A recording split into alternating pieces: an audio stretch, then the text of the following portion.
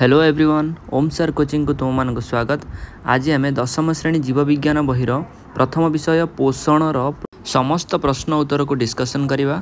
ताहले चलतु देखा कौन सब क्वेश्चन देइछि। प्रथम प्रश्न देइछि आलोक श्लेषण कौन, सबुज उद्भिद यही प्रक्रिया किपरि होइथाय वर्णना कर। ताहले प्रथमे आमे बुझिबा आलोक श्लेषण कौन। आलोक श्लेषण एक जैव रासायनिक प्रक्रिया जहाँ द्वारा सबुज उद्भिद सूर्य आलोक एवं क्लोरोफिल उपस्थिति रे अंगारकाम्ल और जल को ग्रहण करी शर्करा जातीय खाद्य को प्रस्तुत करिथाय। जार रासायनिक समीकरण कौन है जमती कि 6CO2 + 12H2O आलोक शक्ति एवं क्लोरोफिल उपस्थिति रे प्रस्तुत करिवे सी कौन खाद्य प्रस्तुत करिवो जहाँकि C6H12O6 + 6H2O + 6O2। एबे एई जो आलोक श्लेषण प्रक्रियाटी ये साधारणतः दुईटी सह प्रक्रिया माध्यम संपूर्ण होता है, अर्थात दुईटी पर्यायर संपादित होता है। प्रथमटा होची आलोक प्रक्रिया एवं द्वितीयटा होची अंधकार प्रक्रिया। प्रथमे आमे देखिबा आलोक प्रक्रिया कौन। एही प्रक्रिया पई आलोकर आवश्यकता रहिथिबारु यार ना हेची आलोक प्रक्रिया। एहा थाइलाकॉइड झिल्ली रे संपादित होता है। तो ये जो आलोक प्रक्रिया अच्छी ये मध्य किछि सोपान रे संपूर्ण होता है। जमती कि प्रथम सोपान कौन, प्रथम सोपान हुए कौन क्लोरोफिल आलोक शक्ति को ग्रहण करी उत्तेजित हुए एवं रासायनिक शक्ति को रूपांतरित हुए। द्वितीय सोपान एडीपी यही सोपान एटीपी रे परिणत हुए।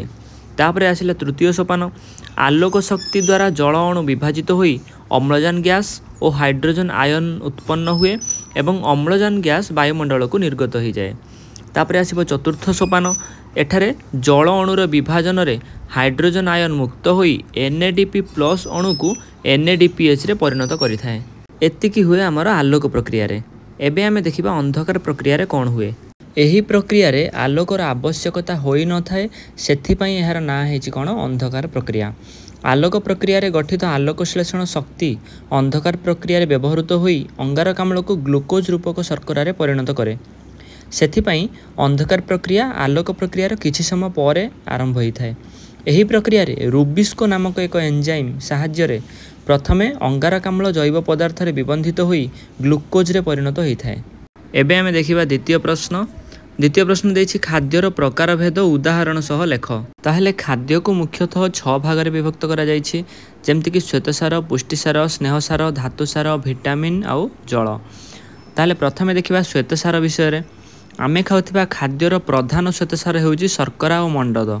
आलू, भात एवं रुटी रे मंडद थाए, चीनी और गुड़ रे सुक्रोज थाए, फलरस और पनीपरिबा रे ग्लूकोज थाए। श्वेतसार कोशीय शोषण बेले अंगारकाम्ल और जल सह मिसी शक्ति सृष्टि करे एवं 1 ग्राम श्वेतसार 16 किलोजूल शक्ति मिली थाए। एबे आमे देखिबा पुष्टिसार विषय रे। साधारणतः माछ, मांस, अंडार धला अंश, डाली जातीय शस्य, सोयाबीन, छेना और क्षीर आमे पुष्टिसार पाई थाउ। शरीर वृद्धि, नूतन कोष गठन पाई पुष्टिसार खाद्य आवश्यक। पुष्टिसार अमीनो अम्ल रे परिणत हुए एवं कोष निकट रे पहुँची विभिन्न कार्य लगी थाए। एबे आमे देखिबा स्नेहसार विषय रे। मांस, क्षीर, छेना, लहुणी, अंडार हलदिया अंश, तेल और घी रे स्नेहसार थाए। कोष झिल्ली तैयारी करिबारे एहा सहाय्य करे। चर्म तले चर्बीर एक आस्तरण थाए एवं एहा शरीर को उषुम रखे। एबे आमे देखिबा धातुसार विषय रे।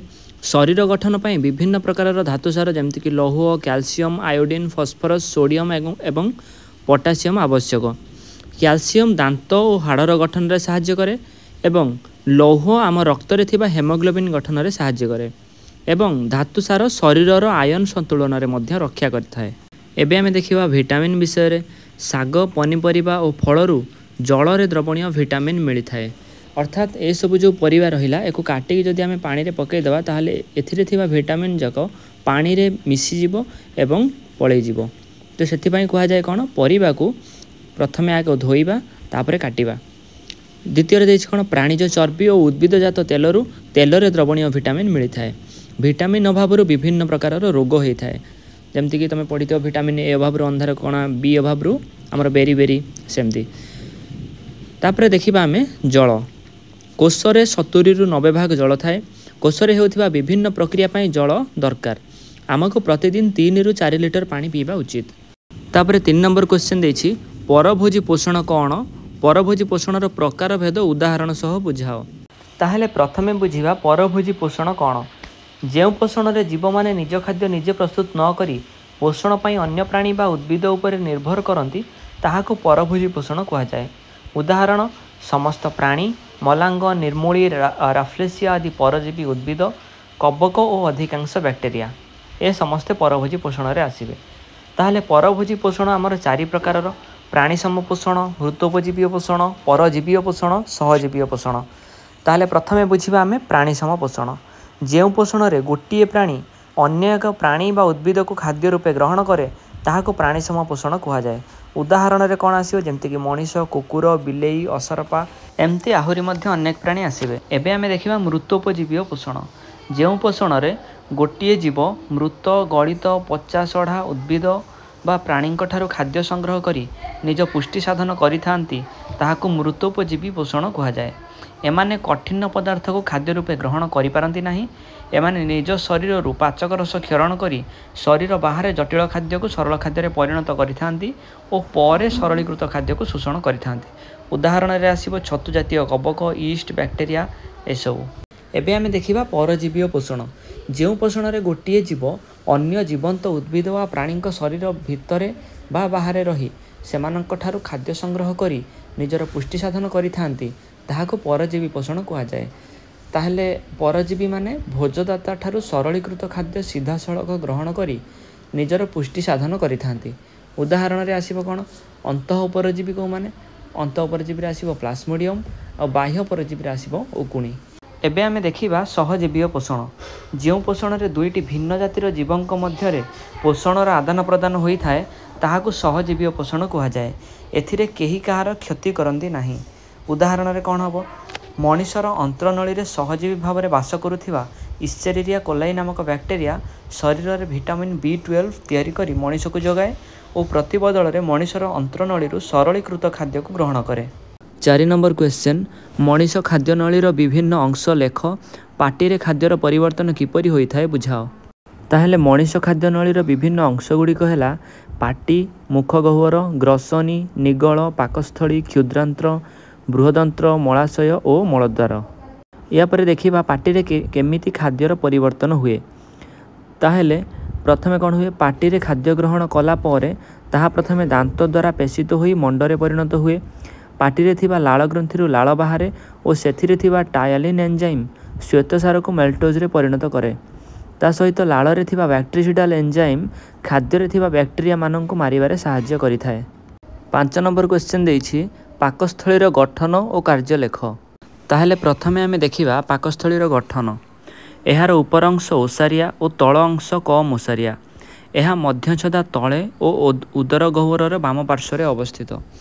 ଏହାର ଉପର ଅଂଶ ଯାହା ହୃତ୍ପିଣ୍ଡ ଆଡ଼କୁ ଅଛି ତାକୁ କାର୍ଡ଼ିଆକ୍ ଷ୍ଟୋମାକ୍ ଓ ତଳ ଅଂଶକୁ ପାଇଲୋରିକ୍ ଷ୍ଟୋମାକ୍ ବୋଲି କୁହାଯାଏ। ପାଇଲୋରିକ୍ ଷ୍ଟୋମାକ୍ର ଶେଷ ଭାଗରେ ଥିବା ମୁଦ୍ରିକା ଆକାରର ମାଂସପେଶୀକୁ ପାଇଲୋରିକ୍ ସ୍ଫିଙ୍କ୍ଟର ବୋଲି କୁହାଯାଏ। ଏହା ପାକସ୍ଥଳୀରୁ କ୍ଷୁଦ୍ରାନ୍ତ୍ରକୁ ଅର୍ଦ୍ଧଜୀର୍ଣ୍ଣ ଖାଦ୍ୟ ପ୍ରବେଶ କରିବାରେ ନିୟନ୍ତ୍ରଣ କରିଥାଏ। ପାକସ୍ଥଳୀରେ ଅନେକ ଗୁଡ଼ିଏ ପାକ ଗ୍ରନ୍ଥି ରହିଥାଏ। ଏବେ ଆମେ ଦେଖିବା ପାକସ୍ଥଳୀର କାର୍ଯ୍ୟ। ପାକସ୍ଥଳୀରେ ଥିବା ପାକ ଗ୍ରନ୍ଥିରୁ କ୍ଷରଣ ହେଉଥିବା ପାଚକ ରସରେ ଏନ୍ଜାଇମ୍ ଓ ଲବଣାମ୍ଳ ଥାଏ।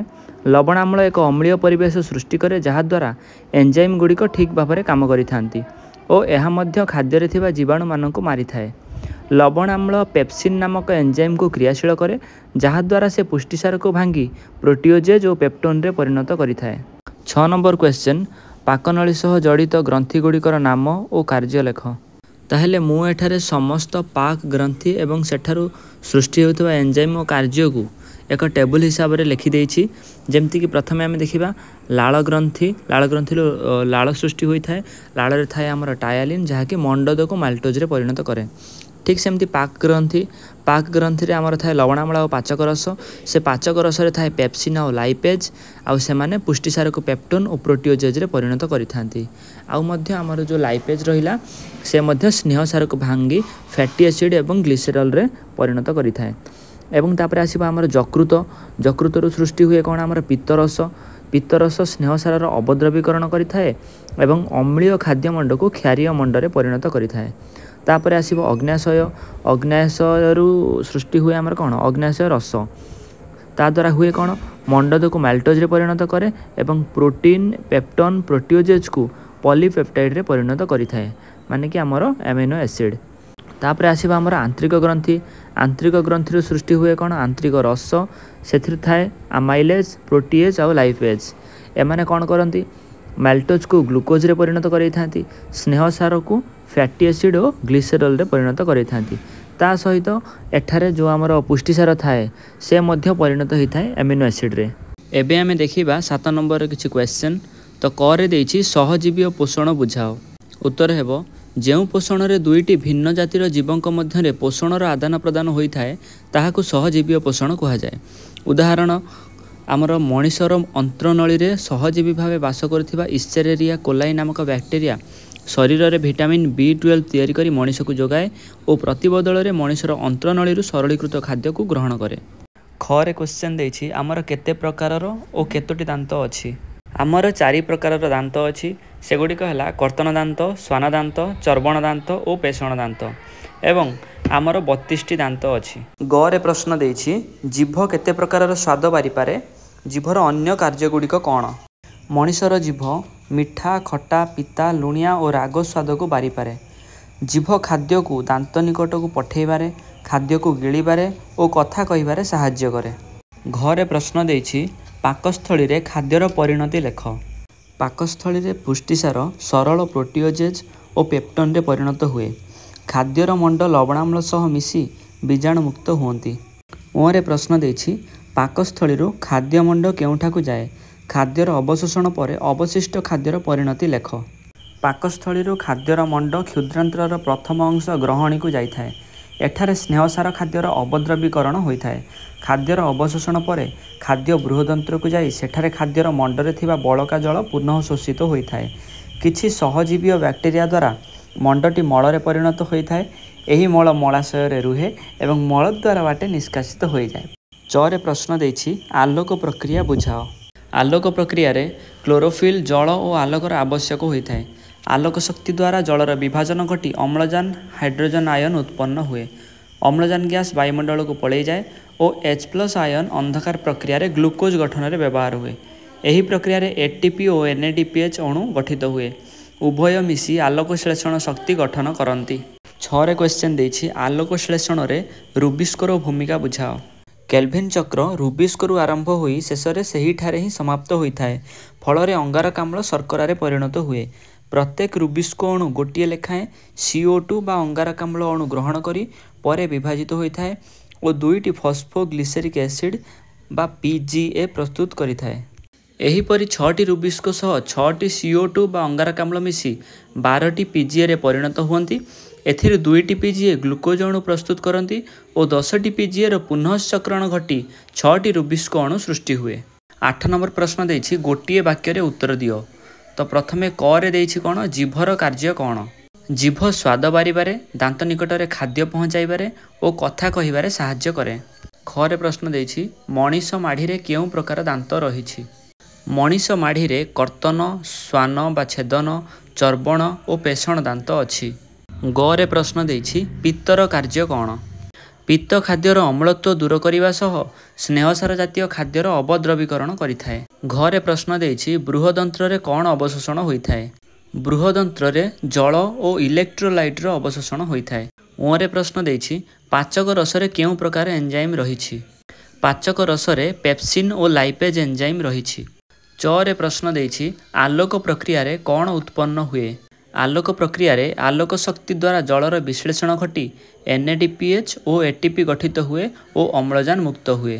6 रे प्रश्न देछि आलोक श्लेषण शक्ति कौन। NADPH और ATP मिसी आलोक श्लेषण शक्ति को गठन करिथांती। एबे आमे 9 नंबर प्रश्न देखिबा। 9 नंबर क्वेश्चन देछि गोटिए शब्द रे उत्तर दियो। क रे देछि अंधकार प्रक्रिया रे गोटिए ग्लूकोज प्रस्तुत करिबा पई केतोटी CO2 रो आवश्यकता पड़िथाए। तो आंसर मु ऊपर लिखि देछि 6टी। ख रे देछि थाइलाकॉइड झिल्ली रे प्रवाहित हेउथिबा इलेक्ट्रॉन परिशेष रे केउठारे पहुँची थाए। तो ख रो उत्तर हबो ग्राहक अणु। ग रे देछि टायालिन एंजाइम केउथिरे रही थाए। उत्तर हेबो लाळ। घ रे देछि आम शरीरर केउटी एक मिश्रित ग्रंथि अटे। उत्तर हेबो अग्न्याशय। 12 नंबर प्रश्न देछि प्रथम 2टी शब्दर संपर्क को देखि तृतीय सह संपर्कित शब्दटी कौन हेबो लेख। मु यार उत्तर ऑलरेडी डाहाण पाखे लिखि देछि तो एमान देखि पारुथिबो। तो क देछि ग्लूकोज श्वेतसार ताहेले एमिनो एसिड को लेकिन कौन गठित उत्तर है पुष्टिसार। ख देछि प्लास्मोडियम अंतः परजीवी ताहेले उकुणी बाह्य परजीवी। ग देछि खाद्य नळीर द्वार को कह जाय गलेट ताहेले श्वास नळीर द्वार को कह ग्लॉटिस। घर देछि ग्लाइकोलाइसिस आमर कोष जीवक होता है। साइट्रिक अम्लचक्र होता है माइटोकॉन्ड्रिया रे। ए थिला आजिर प्रश्नोत्तर वीडियो। जदि वीडियोटी भल लगी थाए ताहले वीडियो को लाइक करेंगे एवं एमिति सबु विषय प्रश्नोत्तर पाइबा पई ओम सार कोचिंग चैनल को सब्सक्राइब कर दियंतु।